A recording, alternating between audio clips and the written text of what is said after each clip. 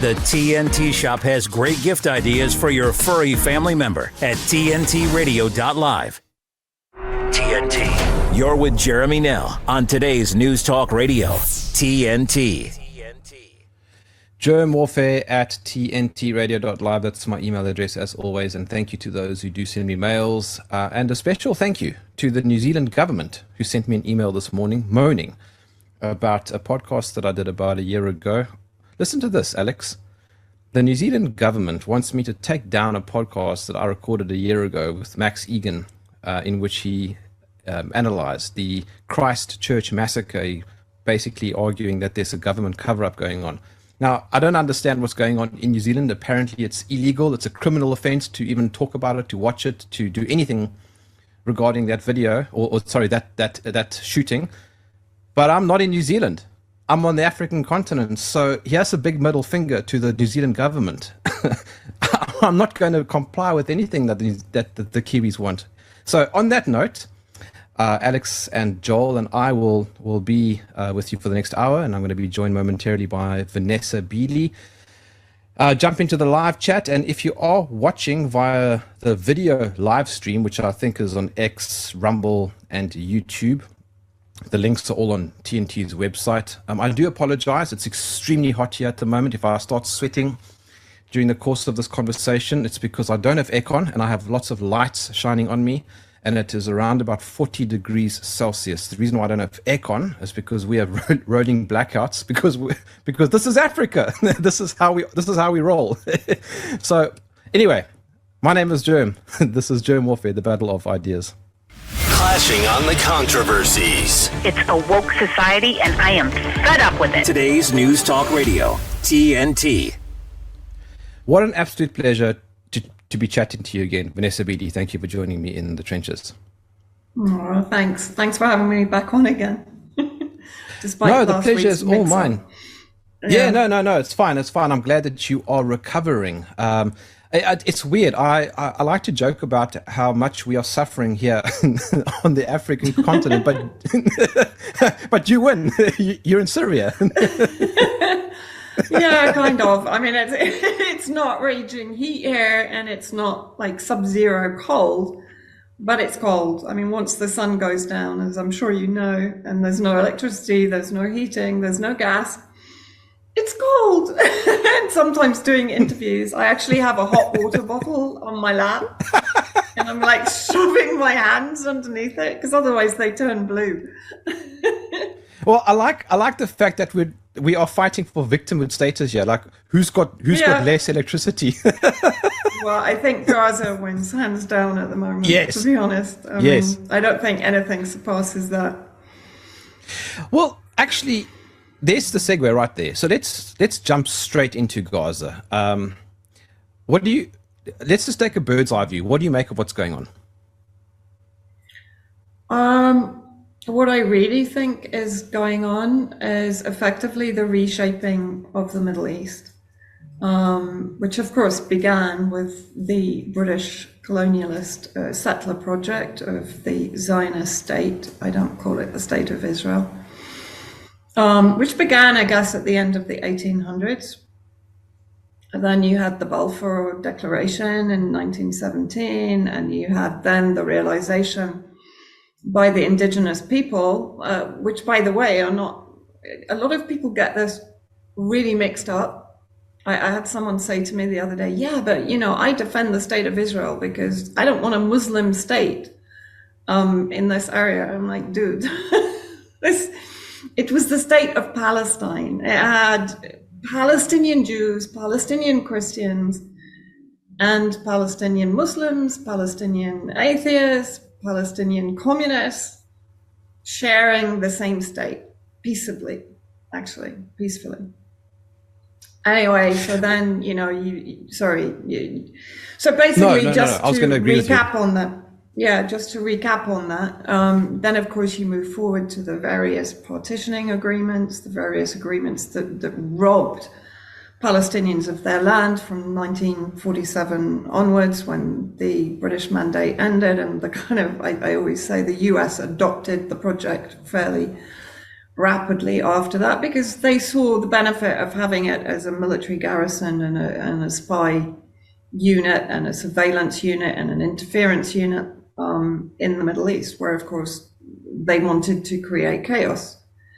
So I think whatever the theories are about why October the 7th happened, I think a lot of it is to do with the potential normalization with Saudi Arabia, because that would have basically ended any hope of Palestinians having justice, having a state, etc.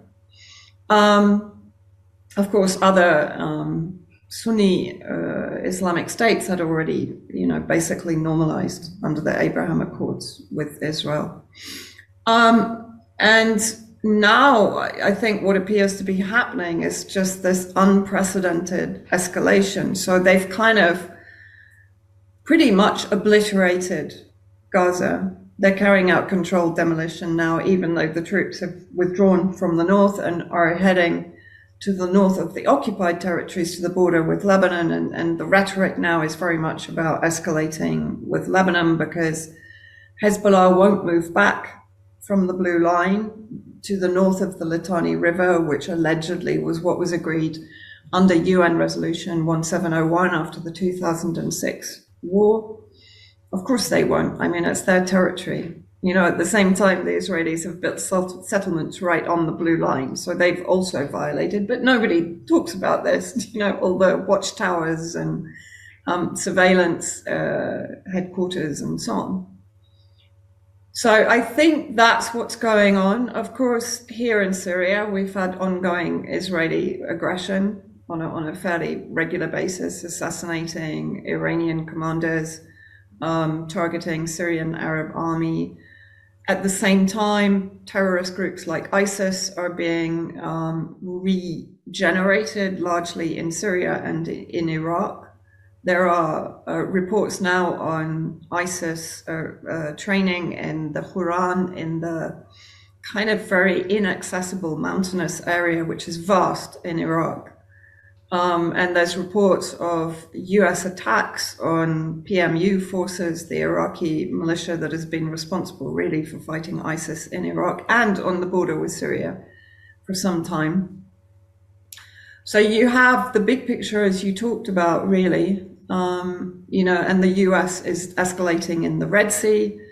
The EU now is talking about sending its own naval coalition apart from the US, separate from the US, as soon as January the 22nd. You have Grant Shapps, the insane British war minister. I can't call him a defense minister, it's insane. Talking about the end of the era of peace. It's like, what? Whoa, did peace pass me by somewhere, in the last 2 centuries? And the beginning of the era of confrontation. Oh, hallelujah. Like, I thought we'd been living through the era of confrontation, but no. And he's so excited. He's like literally like, oh, this is amazing. So Iran has targeted sites in Iraq near Erbil airport and in Syria, obviously. In my view, both strikes would have been carried out with the express knowledge of both governments, to be honest. Iran is not really in my experience here in Syria, it's not a violator of sovereignty. But equally, the assassination of Ravi Mousavi, the IRGC commander, early January, the terrible terrorist attack on the 3rd of January against commemorating the 4th anniversary of the assassination of Qasem Soleimani and Abu Mahdi al-Mohandes, the leader of the PMU in Iraq, and more than 200 injured, more than 100 killed, including children. It was, I think what we're seeing now, as we've been seeing with Hezbollah and Israel, is an attempt to contain and restrict the coming escalation. But I think it's becoming nearly impossible for them to do so, because Israel and the US, the US and the UK, for them to go and just bomb Yemen, without any congressional or any parliamentary permission. It's insane. I mean, our countries are just becoming absolutely lawless regimes. And of course, the way that the South African case at the ICJ has enabled all of them to start saying, well, look, South Africa is just anyone that is supporting the case is a proxy of Hamas. I mean, we're living in such an insane world. Like, Yemen is getting bombed for legitimately under the Genocide Convention, trying to prevent genocide in Palestine, because we're not only talking about Gaza. There's horrendous crimes being committed in West Bank. There's a massive increase in settlements since October the 7th. So I think we're heading into very turbulent times. But Vanessa, in the infinite wisdom of Piers Morgan, do you condemn Hamas? Oh, God. Oh, please don't do that, honestly. It's just... it's so racist. It's so racist. We're living in the West, in such a fascist, racist, I don't know what to call it, kind of dystopia. Yeah, listen, Vanessa, I really, really, really, really absolutely hate playing the race card because I think it's overused completely. Yeah. But I can't. I know, but I can't help but to think every time I hear somebody talking about Hamas, they're actually meaning Muslim. That's what I keep thinking. They mean Islamist. Yeah. Yeah. I think the sad thing is that a lot of people in the West, I've been having this conversation absolutely consistently for months now. Well, 100 and whatever, what is it now? 106 days, and even before. The resistance is made up of multiple factions. The Qassam brigades and their commander was, of course, killed in a targeted strike in the southern suburbs of Beirut, which again totally undermines the Israeli claim that they're carrying out targeted strikes in Gaza. Of course they're not, because in that assassination they didn't, no civilians, as far as I know, were killed. But look, Hamas is kind of a touchy subject here in Syria, because I don't know if you're aware, but Hamas was involved in the potential regime change project here in Syria, because it was at that time being funded by Qatar, which is very much one of the lead countries for the Muslim Brotherhood, as is Turkey, which again was instrumental in the destabilization of Syria and the annexation of its territory.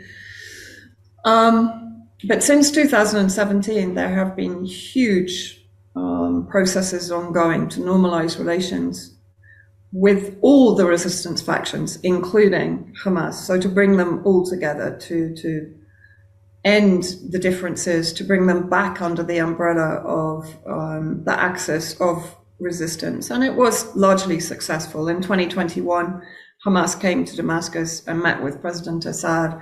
The leadership itself was kind of rearranged. Let's say Sir Khalid Mashal, who'd been responsible for the betrayal of Hezbollah and Syria, was sidelined. He wasn't removed completely. But the guys on the ground are the Qassam Brigade military forces. They're not the political wing.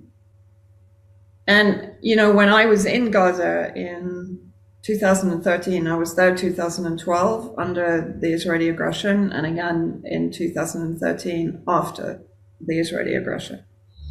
And I met with the resistance fighters. They're just young kids. They're kids who've lived through, at that point, 2008-9, 2012, right? And soon to come, 2014. It's absolutely no surprise that they turn to armed resistance, and they have a right to do so.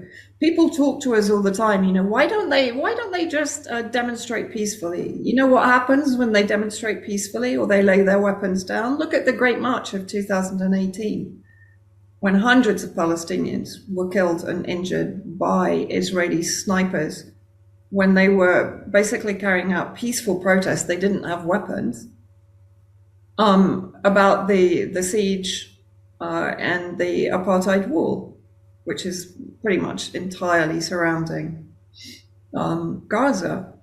So it's not, this is why it's so disgusting, because it's so misrepresentative. You have forces from the PFLP, which is the Communist Party. You have Christian Palestinians in West Bank in particular that are objecting to the Zionist occupation. It's multiple faceted. There's more than 17 factions inside Gaza alone. So also this trope that it's Israel against Hamas enables them to do this racist, Islamophobic thing, right? And like, as you said, well, do you condemn what happened on the 7th of October? Well, hello. Like, especially because now we know that it's Israel that killed probably the majority of the civilians that died on October the 7th and the 2 days after. And everybody has seen, there were 2 hostages killed very recently, I think last week, by identified as being by IDF bombing, by the 3rd hostage who was with them. And we all know about the Hannibal doctrine, that it's better to kill even their own civilians or their own forces to prevent them being taken hostage. Yeah. And we also know from, again, multiple testimonies how well they were treated as hostages, unlike I think there's more than 5,000, and I call them hostages, not prisoners, because they're never put on trial. They're held in military courts. They're tortured beyond belief. And they can be held indefinitely, as in Palestinians, those that have been stolen and kidnapped from Gaza, and I think more than 4,000 taken within West Bank since October the 7th. So while they're talking about October the 7th and their hostages, they're taking thousands more hostages from inside West Bank. It's very clever propaganda, but I don't think anyone's really buying it anymore. I think this is the problem. I'm seeing people getting really ridiculed on Twitter now. Yeah. It's just no one's buying it. Vanessa, I'll be back with you shortly. Just quickly going to a break. My name is Jerm. This is TNT. TNT's Bruce Torres. The WHO's proposed treaty will increase man-made pandemics, by Meryl Nass. Just a minute about this.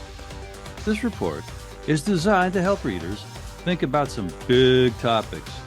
How to really prevent pandemics and biological warfare. How to assess proposals by the WHO and its members for responding to pandemics. And whether we can rely on our health officials to navigate these areas in ways that make sense and will help the populations.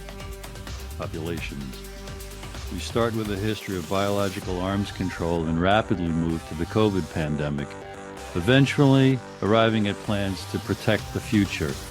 She didn't put protect in quotes, but I just did verbally. World Stage and Bruce Torres on today's News Talk, TNT. I said, could she die? And the doctor said she could. It was so scary. When I started clawing at my neck and trying to breathe, and I thought, what are we going to do if I die here? How's everyone going to go on? When someone's gravely sick or injured in the bush, they rely on the Royal Flying Doctor Service. But now the Flying Doctor needs your help to fund vital medical equipment and supplies. Please search Flying Doctor online to give a regular gift of just $10. You can help equip the Flying Doctor's teams to respond to any emergency anywhere. Search Flying Doctor online. Become a part of the Royal Flying Doctor Service and help save lives in the bush. The conversation continues. I don't believe it, and I think that's a terrible position that I am in, that I don't trust my government. This is today's News Talk Radio, TNT.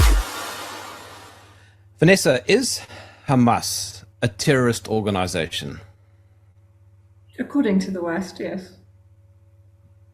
Are the regimes in the West terrorist regimes? Yes. Is Israel a terrorist regime? Yes.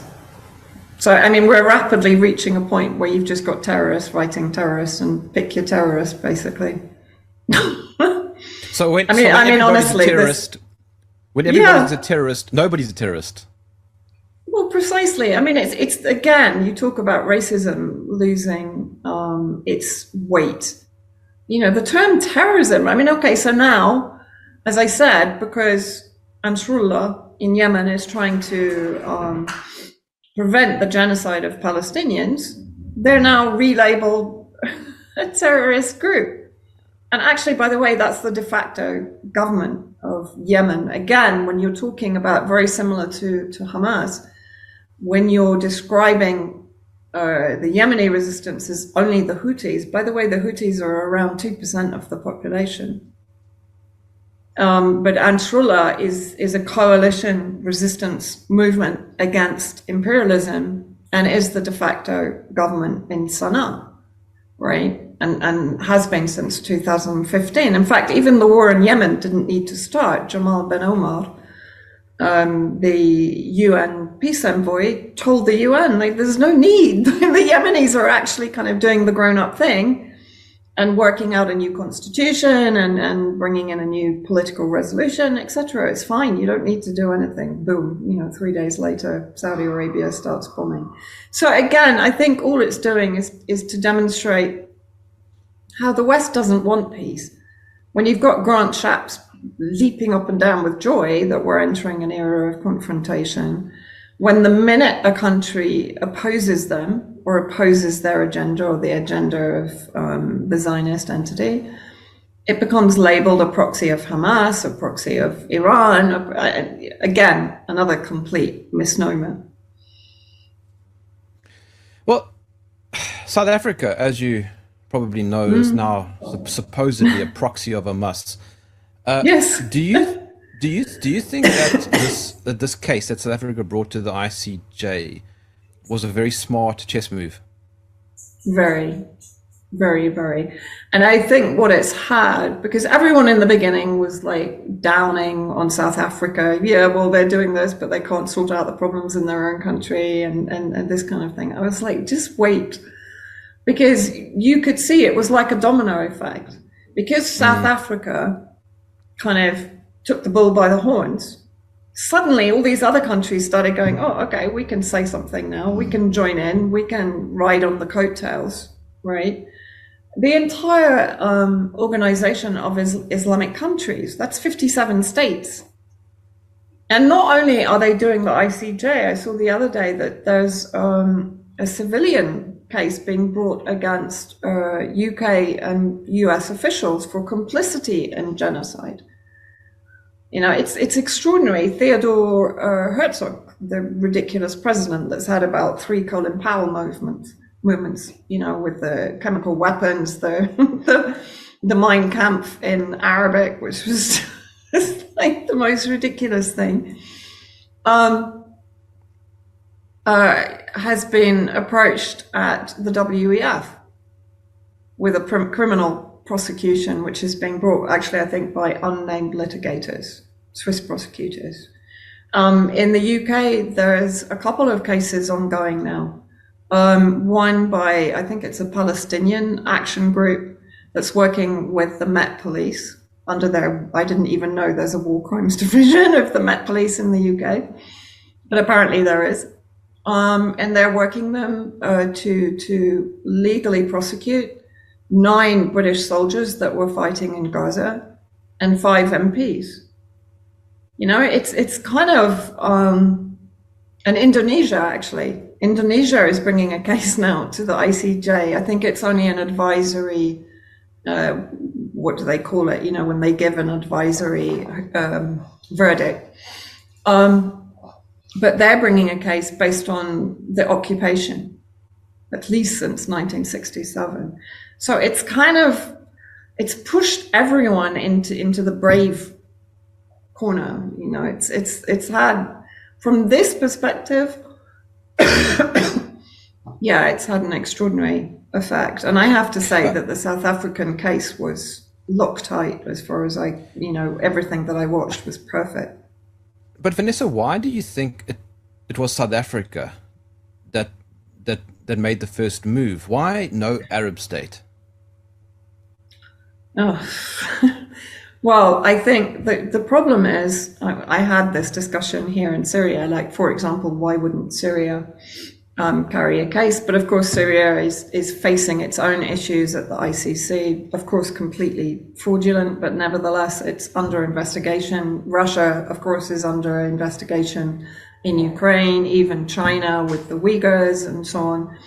And, there was an emergency Arab League summit, and actually, I think it was 9 countries presented and endorsed a very strong resolution, which was denied by Jordan, Saudi Arabia, and Morocco. So it was vetoed and watered down. So it's obvious, Saudi Arabia is making noises again about normalization with Israel. Jordan has been a British vassal state for years. Syria, to be honest, I wrote about this quite a while ago, in November, I think. It's struggling with so many military fronts on its own territory, plus it is permanently Israel's punch bag. If Iran does something, it's Syria that's going to get probably bombed. And it's dealing with the resurgence of ISIS and the increased activity from the terrorist groups in the north and the northwest, and now obviously the US in the northeast. So it's it's in too vulnerable a situation to carry forward something like that. Iran, and also the other thing you need to understand, a lot of the resistance axis states like Iraq, Yemen, even Iran, they don't recognize the state of Israel. So for them to get actively involved in the court case, they would to some degree have to engage with Israel. And so I think a lot of them took a concerted decision to support it in statements, but not to get actively involved, because that would mean recognizing the state of Israel. Paradoxically, not even Israel recognizes Israel. I mean, they haven't defined their own borders. Exactly. Well, their borders are whatever bit of territory that they want to steal at any given moment, of course. Do you think then, Vanessa, that irrespective of the ICJ outcome, Netanyahu is a little bit snookered? Not while he's being propped up by the West. And, a little bit like Zelensky, I tend to see now the operations are very similar. He's the psychopath that's going to carry out US bidding, basically. And if we go back to this reshaping of the Middle East and effectively the destruction of countries that stand in the way of the US having complete control over the Middle East and its resources, and preventing the rise of BRICS, preventing the rise of Iran, Russia, China, the countries that stand in the way are Lebanon, at least with Hezbollah, Iraq to some degree, and Syria and Iran and Yemen. Those are the main countries. So I do think at some point we're going to see escalation beyond the borders of occupied territories in Lebanon, and then potentially, I don't know if they will directly attack Syria. They have more than 100,000 terrorists still inside Syria. Sure. So there is potential, that we face another conflict escalation here. And Hezbollah is pretty powerful now. Yeah, this is what makes me think of Zelensky, because in the same way, Zelensky has sent how many, 500,000 of his own guys to their death, right? And the IOF operation inside Gaza was a disaster. The casualty rates were much higher. Israel never admits anything regarding casualty rates. It will keep it as low as possible. Whereas Hezbollah always widely circulates the names and honors the martyrs. So you kind of know that there's a degree of truth in that. But if they think that it's a walk in the park to invade Lebanon, they are completely insane. You're not talking Palestinian resistance, which is really a bunch of kids with homemade rockets, But the bravest kids I've ever seen, I mean, some of this footage of them getting up to a tank and putting a gas bottle underneath it, and, it's just incredible. You have to kind of take your hat off to the bravery, because they are facing a very well-equipped, I won't say well-trained, they're too used to persecuting kids and women and civilians on the streets, or bombing Gaza from afar. That's what they do. And that's what they've certainly escalated the bombing in southern Lebanon. Let me ask my question differently then. If the ICJ agrees with South Africa's case, what do you think will actually happen in reality, as opposed to if the ICJ ruled against South Africa's case? I think in both cases, Israel loses. Because if the ICJ, I mean, to a large degree, the judges of the ICJ are equally on trial on this, because this is honestly, I think it has to be the clearest cut case of genocide in real time that is being streamed to various platforms and social media platforms on a 24/7 basis, right? So I think then there will be complete uproar. And I was watching Diana Boutou, who's an international lawyer based in Palestine, and she said, well, at that point, we have to accept that international law, or the highest international law, basically, is not fit for purpose. And I think now the body of countries that South Africa has behind it, I don't think South Africa is going to let this drop. And I'm quite sure the legal team has considered all the eventualities. They seem pretty well organized. If it goes, of course, to the UN Security Council, who's going to veto it, which will just deepen their complicity in the corruption of any kind of fair, justice-based institution, So I think we've got a long way to go, but somebody was telling me that there's 5 judges that have to leave on the 6th of February. So I'm guessing they will try to get the verdict in before that, or they will use that as an excuse to prolong. Either way. What's your gut feeling? That's really difficult. My pessimistic self thinks they're going to try every which way to not find Israel guilty, or I don't know if they can lessen the charge. My optimistic self is they can't possibly avoid this. They found for Myanmar, they found for Bosnia-Herzegovina, although in my view there were a lot of questions over that.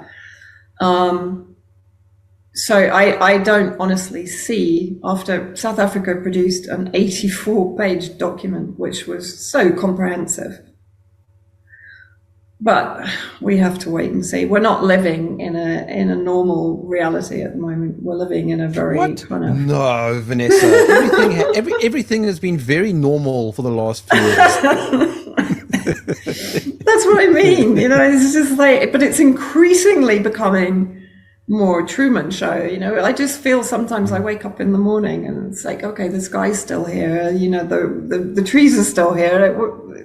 Maybe the world is real. But most of the people in it aren't.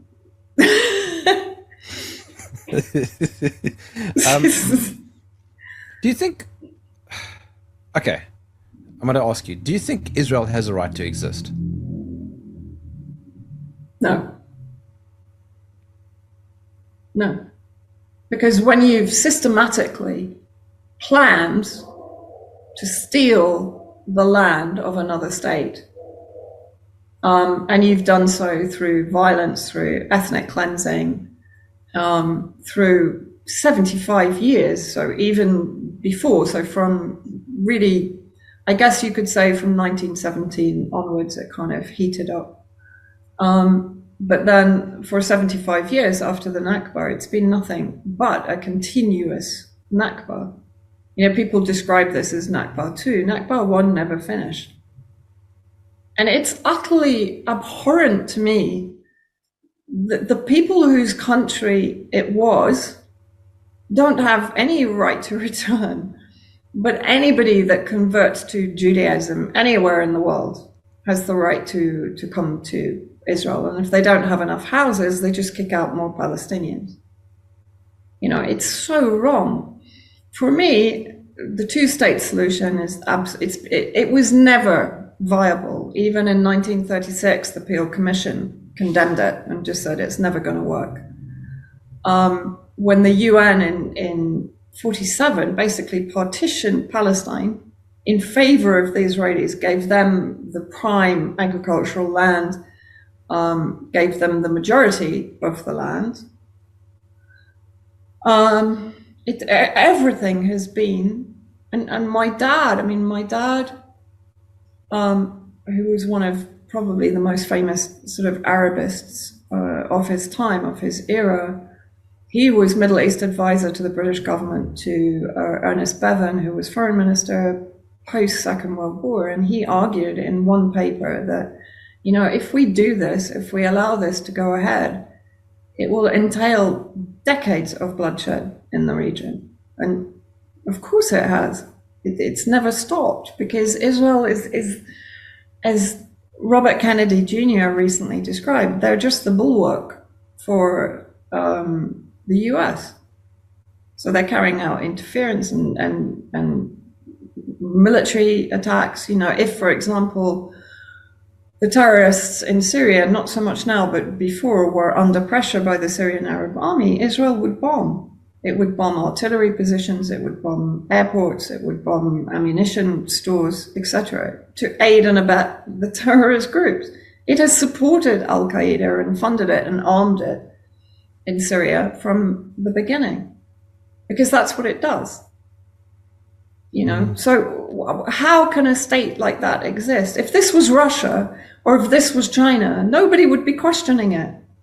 No, they can't exist. You know, if they're behaving in this way. Yeah, the only way forward is a one state back to the state of Palestine, and anyone who wants to live in peace in the inclusive state of Palestine. It's not ever going to be a Muslim state. It will be probably on the lines of Syria, like a secular state incorporating all faiths that want to live there in peace and have, you know, a non-apartheid state. And I think that's one of the reasons that for South Africa, this was such a kind of heartfelt cause, because of the apartheid issue. Vanessa Beeley, I'll be back with you shortly. My name is Jerm, this is TNT. Sometimes life can be overwhelming, and suicide may seem like the only way to relieve the pain. Beyond Now is an evidence-based app created by Beyond Blue to help you cope when suicidal thoughts start to appear.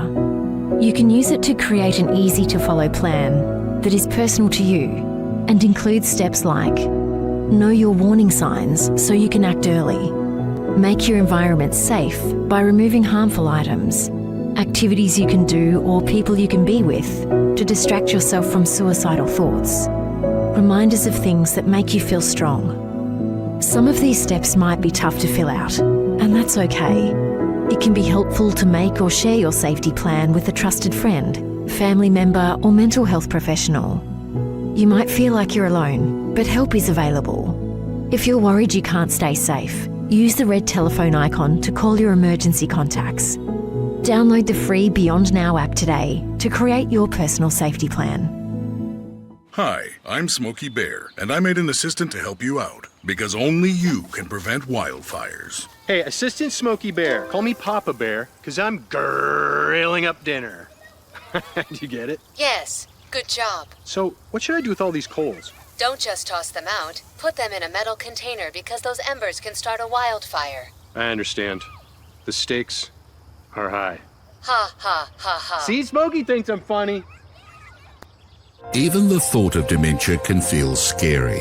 It's why we put off getting help, even though we've noticed changes in our thinking or memory. But an early diagnosis can change everything, giving you medical help and a support system around you to help you live better. Start with Dementia Australia's online checklist, because the sooner you know, the more you can do.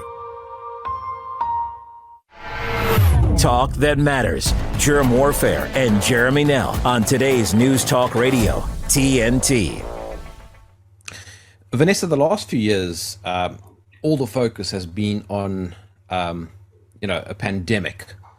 And if you think about it, the real pandemic is not what we were talking about. It's actually Zionism. I mean, it's this mind virus that infiltrates otherwise intelligent people. I've been thinking a lot lately about Christian Zionism, for example, which is in many ways far deadlier than Zionism. I mean, US presidents openly claim to be Christian Zionists. 70-80 million Americans are Christian Zionists, and it's a weird thing, isn't it? It's like an enigma. I can't wrap my head around it. I guess. I mean, the only other movement that you can compare it to is Nazism. And I'm comparing it. I'm not saying Zionism is Nazism. But of course, you had Netanyahu is part of the revisionist Zionists, which is an expansionist Zionist cult. By the way, when the Zionist movement began, most Jews hated it. And they described it as yet another anti-Semitic cult. Many Jews globally oppose the Zionist occupation and the Zionist state, and even having the state of Israel for them goes against their beliefs. But yeah, the Christian Zionists, there's a really good book called The Dark Crusade, which I recommend everyone reading, which definitely goes into huge detail. Sorry, the name of the author has escaped me, he'll kill me. But I'll send it to you after. And it's, it's terrifying actually. And of course it actually outnumbers the Jewish Zionists also. I mean, Christian Zionists is a bit of an oxymoron anyway, what it basically means are end time evangelical. With emphasis on moron. With the emphasis on moron. Yeah, exactly. Or polymoron, I should say. But it's all also about, it's all linked into this end time apocalyptic vision, because the reason that the operation was called Al-Aqsa Flood was because Israel for a long time has had designs on Al-Aqsa Mosque, which is one of the third most holy sites in Islam, to convert it into Temple Mount. And the end times come, I'm not a huge kind of religious scholar, but from what I understand, the end times are necessary for the second coming of Christ. And basically we need an apocalypse. And Matt Arrett has done a lot of really mind-blowing work into this. And it's sort of scary because, if you look at Netanyahu and he's talking about calling them the Amalek, well, again, this is a biblical reference. The AI targeting factory that is basically a genocide factory has been called the gospel. So all of this religious terminology is coming into play, and these guys are seriously kind of insane. Yeah. Well, you have to be. So we're dealing with that as well. You have to be insane. You have to be insane if you're going to completely defend bombing 30,000 people and completely dehumanizing them in the process. And incrementally, the cruelty of the torture is increasing on an almost daily basis. I mean, some of the images, some of the photos, I watched one the other day of, I mean, it really made me cry. There was this disabled guy, completely, like a really simple guy, and he had a metal plate in his back. He can't move from the waist down. And what they did to him was just horrendous. They broke the plate in his back by dropping him from 2 meters off the truck. They broke his leg. You know, it's just, this is worse than the Nazis, in my view. Because the thing is also, I mean, I think it's Alistair Crook that says on a regular basis, 80 to 90% of the Israeli population align with these kind of this kind of intent and this kind of ideology. Yet Israel is known to be actually the least religious country in the region. I think it's less than 30% that are actually religious, right? So this is a cult. It's not actually, I don't even think it's to do with religion. It's an occultist kind of just satanic movement. Yeah.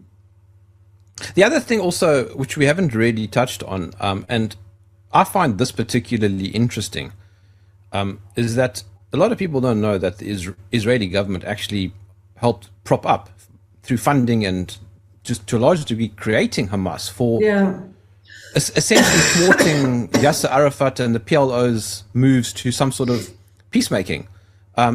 Israel likes a hostile enemy. Well, it's basically done what the West does everywhere. It funds one side to create sectarian division because, of course, for years, the division between Fatah, the government in West Bank, in the occupied territories, and Hamas hated each other, you know? And yeah, a lot of people have made this a very important factor, but I think most of them have left out the reality, which was that there have been big changes inside Hamas. And that the military wings and the resistance factions are really pretty separate to the political wings. Not all, but most of them. And most of them, for example, with Syria, were actually pretty steadfast in their support for Syria throughout the 12 years. Oh, no, more than that now. Crikey, 13 years war. So, I mean, do you see the light at the end of the tunnel as a train that's coming towards you, or are you hopeful for what's happening there? Because I don't know, Vanessa, I kind of think that Netanyahu is correct when he says it's going to be an infinite war. I can't see Israel in any way giving up. Come here. Sorry, dog interruption. It usually happens. Yeah, he's also pretty angry at the whole thing. But I mean, I was just saying I don't see any end in sight. No, and I mean, Yoav Gallant, the Zionist defense minister, he made the point I think it was last week, where he said, you know, we have to achieve victory, otherwise we can't survive in the Middle East. So I think for every side of the conflict, and I'm not talking Israel-Palestine because there are no two sides. There's an oppressive force and you know, a country that is slowly being bled of its inhabitants. But speaking about the region, it's an existential fight now. And the resistance axis, as I've said before, they are trying to control it, but it becomes impossible when they're really facing the use of psychopathic force, absolute violation of international law, and the potential for their countries being devastated. Yeah. And hundreds of thousands more victims in the future. And you know, as I've said, it's not only Britain that's leaping up and down with joy, it's also members of the EU. The Germany just seems to have completely weirded out on this. as it did largely, of course, on Ukraine. But I mean, Germany doesn't have a very good history. Well, no, exactly. And it's just returning to it's returning to the fold. I mean, the last time Germany had issues with with Russia, there were Russian tanks in Berlin. So I don't know. Germany needs to make some better decisions. Yeah, I think Merkel would have made better decisions, but the current government, and that's the thing, we have nothing but kind of puppet regimes in the West now. They're a joke. Yeah. You can't turn to one statesman in the West that is capable of well, there's one or two MPs that spoke out on COVID. There's a few that are speaking out on Gaza, but they're getting struck down pretty rapidly, Let's come in for a landing. Vanessa, we've got a couple minutes left. I'm looking for silver lining. That's what I'm trying to go for here.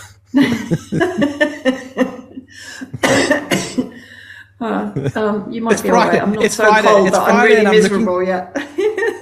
I know, but it's Friday, and there has to be hope. There has to be a glimmer of hope somewhere.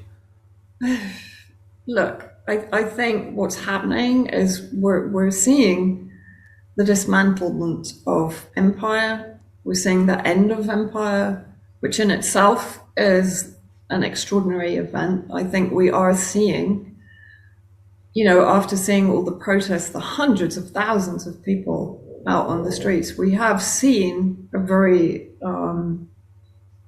big awakening. I don't like using that word necessarily, but you know what I mean.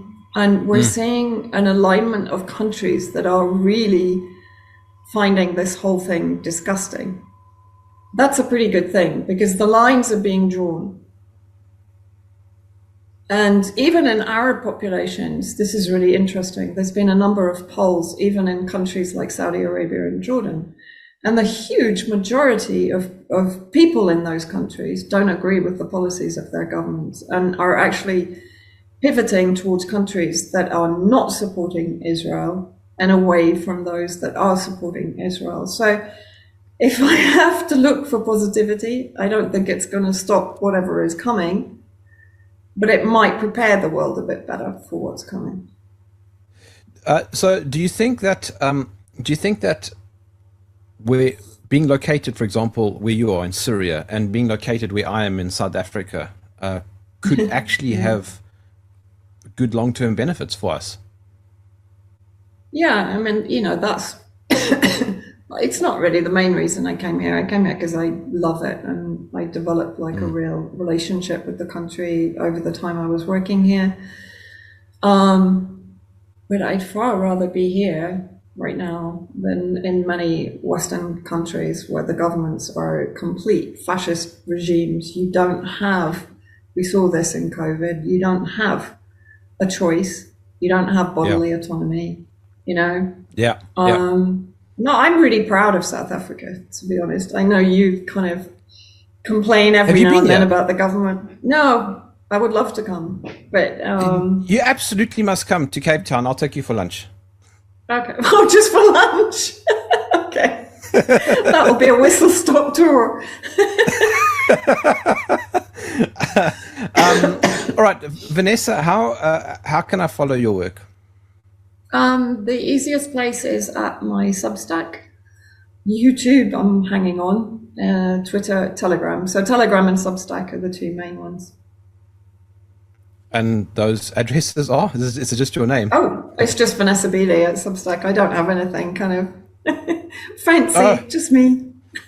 All right, so we need to work on your branding a little bit here, Vanessa. Oh, I know, I'm hopeless, honestly. As always, Vanessa Beeley, it's such a pleasure chatting to you. Thank you for joining me in the trenches. Thank you so much. Take care. And you, and stay warm. I hope that your fire doesn't die. No, it's fine. It's living. Sorry about the noises off. No, it's absolutely fine. All right, I have thoroughly enjoyed chatting to you, Vanessa. I also am extremely hot. I can't wait to turn off these lights. I am sweating. I don't have aircon because we have constant rolling blackouts here in South Africa, and it's not easy operating with power-hungry sources. It is Friday. That means I am going to go and enjoy my weekend. I hope you do the same. Try and stay positive and upbeat. It's a tough one when everything's falling apart, but I think there's always a glimmer of hope somewhere along the line. Send me an email, jermwarfare@tntradio.live. Let me know your thoughts on the conversation. As always, I love all the feedback. On behalf of Joel, Alex, and myself, my name is Jerm. This is Jerm Warfare, the Battle of Ideas. I signed off a little bit early there. I must. Sorry about that, Vanessa. That's one for the bloopers. I must set my clock. It jumped ahead by 1 minute. Okay. I'm glad gonna keep I'm not this the one. only one that does it. No, it's fine. I need to go and set my clock forward by 1 minute. See, this is what happens. This is what happens when Alex doesn't communicate properly with me. Alex, I blame you. I'm going to blame you for everything. Yeah, you should have a kind of like, no, keep rolling. All right. Okay. Now can I sign off, Alex? Have I got the thumbs up? There we go. Let me sign off. I'll catch you Monday. My name is Jerm. This is Jerm Warfare, the Battle of Ideas.